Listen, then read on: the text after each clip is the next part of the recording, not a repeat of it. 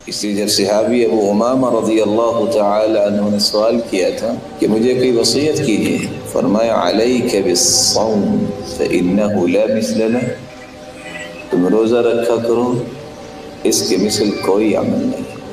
قرآن و حدیث کے دلائل کو دیکھا جائے تو یہ گنتی کے چند اعمال ہیں جن کے بارے میں اللہ ذوالجلال نے فرشتوں کو حکم دیا ہے کہ آپ ان کا اجر لکھ ہی نہیں سکتے۔ الصوم لی وانا اجزی بہ، بس یہ لکھ دو کہ روزہ رکھا۔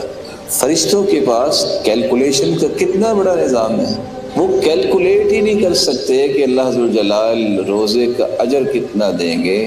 اس لیے اللہ ذوالجلال نے فرمایا کہ الصوم لی وانا اجزی بہ، بس یہ لکھ دو کہ روزہ میرے لیے ہے اور اس کا اجر بھی میں اپنی شان اور عظمت کے مطابق ہی۔ اس کی ایک جھلک حدیث نے بیان کی ہے جو صحیح بخاری اور صحیح مسلم کی روایت ہے، ما من عبد يصوم يوما في سبيل الله إلا بعد الله بذلك اليوم وجهه عن النار 70 خريفا۔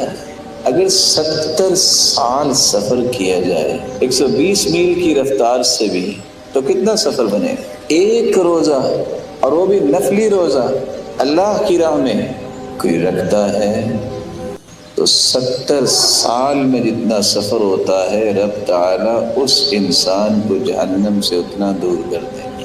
اگر نفلی روزے کی یہ شان ہے جو صحیح بخاری اور مسلم کی روایت بتا رہی ہے تو اللہ جلال نے اس فرض روزے کا انعام کتنا رکھا ہوگا۔ رسول اللہ صلی اللہ علیہ وسلم نے فرمایا جب انسان روزہ رکھ لیتا ہے تو روزہ رکھنے والے کی دعا کو رد نہیں کرتے اللہ تعالیٰ۔